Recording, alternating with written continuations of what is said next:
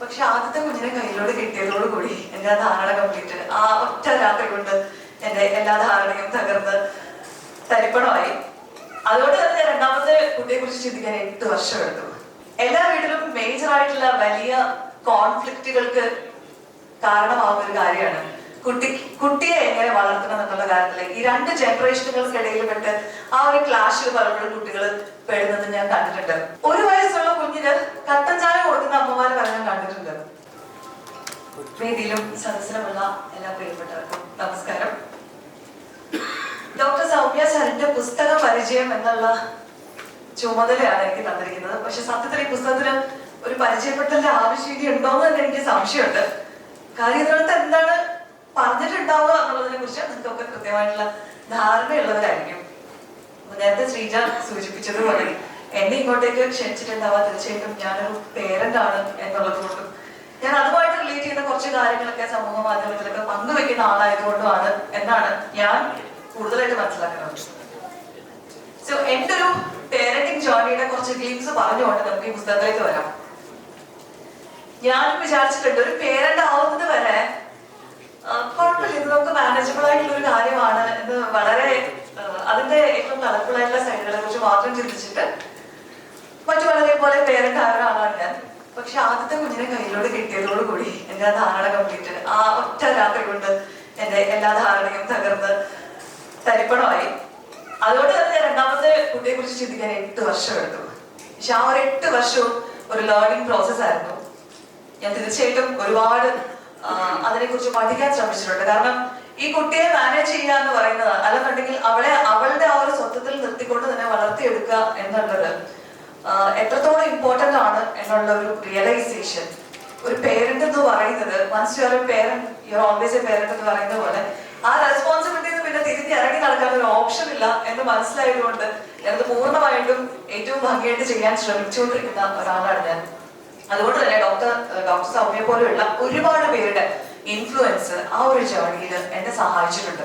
ഒരുപാട് നമുക്ക് വായിക്കാനും അല്ലെങ്കിൽ ഇൻഫ്ലുവൻസ്ഡ് ആയിട്ടുള്ള ഒരുപാട് കാര്യങ്ങൾ പറഞ്ഞു തന്ന് കറക്റ്റ് ചെയ്യുന്ന ഒരു കൂട്ടം ആളുകൾ സൗമ്യ അതിനകത്ത് എടുത്തു പറയുന്ന ഒരാളാണ്. ഞാൻ പണ്ട് തൊട്ടേ സൗമ്യയുടെ വീഡിയോസ് ഒക്കെ ഫോളോ ചെയ്യുന്ന ഒരാളാണ്.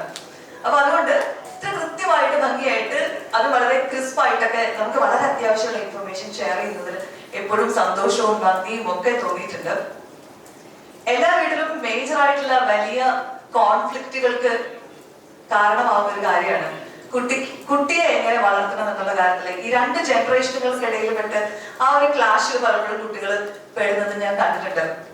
നമ്മൾ എങ്ങനെ പേരന്റ് ചെയ്യണം എന്ന് വിചാരിക്കുന്നോ അതിന്റെ നേരെ ഓപ്പോസിറ്റ് ആയിട്ടുള്ള ആശയങ്ങൾ ഉള്ളവരായിരിക്കും മിക്കപ്പോഴും നമ്മുടെ പേരൻസ്. അപ്പൊ നമ്മൾ ഇങ്ങനെയല്ല, ഡോക്ടർ ഇങ്ങനെയാണ് പറഞ്ഞത് എന്ന് പറയുമ്പോൾ പോലും അവരും പറയാറുണ്ട് ഇപ്പോഴത്തെ ഡോക്ടർമാർ അങ്ങനെ പലതും പറയും.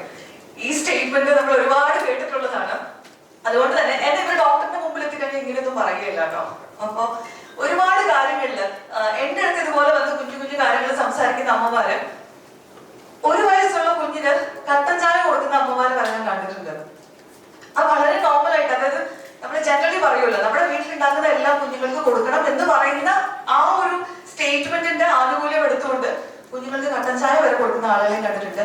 4 വയസ്സായ കുഞ്ഞിന് ഒരു കശുവണ്ടി പോലും ഇതുവരെ കൊടുത്തിട്ടില്ല എന്ന് പറയുന്ന ഒരു അച്ഛനെ ഞാൻ ഇവിടെ കണ്ടിട്ടുണ്ട്. അപ്പൊ പേരന്റ് പറയായിരുന്നു, അമ്മ പറയായിരുന്നു അച്ഛൻ സമ്മതിക്കുകയില്ല, കുഞ്ഞിന് ഒന്നും കട്ടിയുള്ള ഒരു സാധനം ചൂ ചെയ്ത് കഴിക്കാൻ അച്ഛൻ സമ്മതിക്കില്ല, ആൾക്ക് ഭയങ്കര സ്ട്രെസ് വരും, അതുകൊണ്ട് പുള്ളി പ്രത്യേകമായി ടേക്ക് കെയർ ചെയ്യും. ഞാൻ ഒരു 4 വയസ്സ് വരെയൊക്കെ പ്ലേ സ്കൂൾ അല്ലെങ്കിൽ നഴ്സറിയിലൊക്കെ പോയി തുടങ്ങിയ കുട്ടി ഒരു മുറുക്കോ അല്ലെങ്കിൽ അങ്ങനെയുള്ള ഒന്നും കട്ടിയുള്ള ഒന്നും ചവച്ചരച്ച് കഴിഞ്ഞാൽ ഓപ്പർച്യൂണിറ്റി പോലും നിഷേധിക്കുന്നത് ഇത്തരത്തിലുള്ള ചില അറിവില്ലായ്മകൾ കൊണ്ട് തന്നെയാണ്. പിന്നെ നമ്മുടെ ചുറ്റുമുള്ള ആൾക്കാർ നമ്മുടെ കുഞ്ഞുങ്ങളെ കാണുമ്പോൾ തന്നെ നമുക്ക് ജഡ്ജ് ചെയ്ത് പറയാൻ ഒരുപാട് കാര്യങ്ങൾ ഉണ്ടായിരിക്കും. ഞാൻ ഓൾവേസ് എപ്പോഴും കോൺസ്റ്റന്റ് ആയിട്ട് കേട്ടിട്ടുള്ള ഒരു കാര്യമാണ്, മോക്ക് എന്തെങ്കിലും പ്രശ്നമുണ്ടോ, വെയിറ്റ് കുറവാന്ന് തോന്നുന്നു. അപ്പൊ ഞാൻ എന്റെ ഡോക്ടറോട് പോയി ഇതേ ചോദിച്ചു, ഡോക്ടർ എന്റെ കുറിച്ച് ഓക്കെ ആണോ? അപ്പൊ അവൾ വളരെ ആക്റ്റീവാണ്, അവൾ എല്ലാ കാര്യങ്ങളും ചെയ്യുന്നത്. ഡോക്ടർ ഒരു കുഴപ്പമില്ല, പ്രശ്നമില്ല, ഇങ്ങനെ തന്നെ പോയാൽ മതി. പക്ഷെ വീട്ടിലേക്ക് ചെല്ലുമ്പോ നമ്മുടെ ചുറ്റുവട്ടത്തുള്ള എല്ലാ ആൾക്കാരും ചോദിക്കും ഒന്നും കൂടെ വേറെ എന്തെങ്കിലും ഒന്ന് കൊടുക്കാൻ പറ്റുമോ, ഒരു ചുമനപ്രാവശ്യമൊക്കെ ഒന്ന് കൊടുത്തു നോക്കൂ എന്നൊക്കെ പറഞ്ഞിട്ടുള്ള ആളുകൾ നിങ്ങൾക്ക് ഒരു 1.5 വയസ്സൊക്കെ ഉള്ള സമയത്ത് അന്ന് ഞാനിത് കൊടുക്കാമോ ഡോക്ടറെ എന്ന് ചോദിച്ച സമയത്ത് ഞാനല്ല ചോദിക്കുന്നത്, എന്റെ ഫാദറിലാണ് ചോദിക്കുന്നത്. ഒരു ആയുർവേദ ഡോക്ടറിന്റെ അടുത്ത് അച്ഛൻ ചോദിച്ചു, മോള് തീരെ മെലിഞ്ഞിരിക്കുന്നു ഡോക്ടറെ, എന്തെങ്കിലും ഒരു ചുമനപ്രാവശ്യം കൊടുക്കാമോ എന്ന് ചോദിച്ചപ്പോ ആ ഡോക്ടർ പറഞ്ഞൊരു സ്റ്റേറ്റ്മെന്റ് ഉണ്ട്. ഡോക്ടർ പറയാണ്, നിങ്ങളൊരു ചെമ്പിനകത്ത് വെള്ളം വെച്ചിട്ട് അതിന്റെ അടിയിൽ തീപ്പെട്ടി കമ്പ് കുറച്ച് വെച്ചിട്ട് കാര്യമില്ല. അത് കാരണം അത്രേ ഉള്ളൂ, അതിന്റെ ഡൈജസ്റ്റ് ചെയ്യാനുള്ള കപ്പാസിറ്റി ആ ഒരു തീപ്പെട്ടി കമ്പിന് അത്രേ ഉള്ളൂ. അതിന്റെ മുകളിൽ ചെമ്പിൽ നിങ്ങൾ വെള്ളം എടുത്ത് വെക്കരുത് എന്നെ ഫാദറിനോട് പറഞ്ഞൊരു ഇൻസിഡന്റ് ഉണ്ടായിട്ടുണ്ട്. അപ്പൊ നമുക്ക് ഒരുപാട് ഒരുപാട് സംശയങ്ങളുണ്ട്. ഇതിന് ആധികാരികമായിട്ട് നമ്മൾ എവിടെ പോയി അന്വേഷിക്കുന്നത് ചോദിച്ചാൽ നമ്മൾ ഓഫ്കോഴ്സ് നമ്മൾ ഗൂഗിൾ ചെയ്യാണ് ഇപ്പൊ ചെയ്യുന്നത്. ഇപ്പൊ ആണെങ്കിൽ നമുക്ക് ChatGPT ചോദിക്കാം, ഒരുപാട് ഓപ്ഷൻസ് ഉണ്ട്. പക്ഷെ എന്നാൽ പോലും നമുക്ക് അതിനെ ഉറപ്പിക്കാൻ പലപ്പോഴും പറ്റാറില്ല, ബിക്കോസ് അത് നമ്മുടെ കുട്ടിയായതുകൊണ്ട്. അപ്പൊ നമുക്ക് എപ്പോഴും സോളിഡ് ആയിട്ടുള്ള അഡ്വൈസ് മറ്റൊരു സ്പേസിൽ കിട്ടണമെന്ന് തോന്നാറുണ്ട്. അപ്പൊ സൗമ്യ പോലെ നമുക്ക് ഇത്രയും ഉറപ്പാണ്, സൗമ്യ ഡോക്ടർ പറഞ്ഞാൽ ഓക്കെയാണ് എന്ന് വിചാരിക്കുന്ന ഒരു കൂട്ടം മലയാളികളുണ്ട്.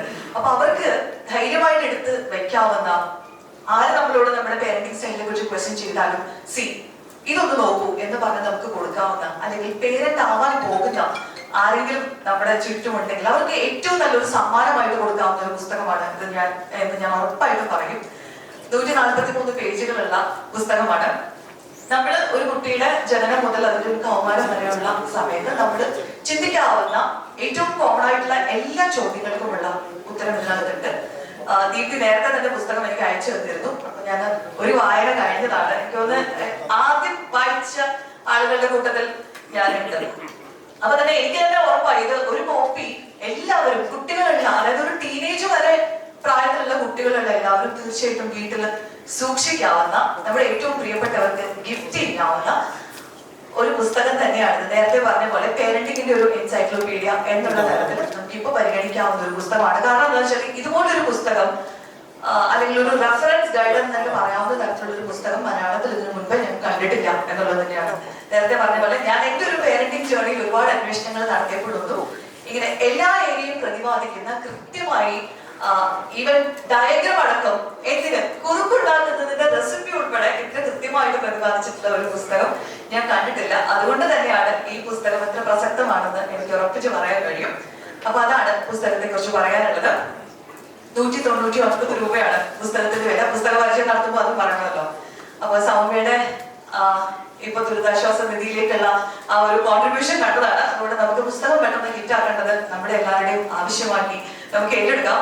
മാത്രമല്ല പേരന്റിങ് എന്ന് പറയുന്ന ആ ഒരു റോളിലേക്ക് നമ്മൾ പലപ്പോഴും കടക്കുന്നത് പലപ്പോഴും ബേസിക് ആയിട്ടുള്ള ഏറ്റവും റെസ്പോൺസിബിൾ ആയിട്ടുള്ള കാര്യമാണ് നമ്മൾ ചെയ്യാൻ പോകുന്നത്.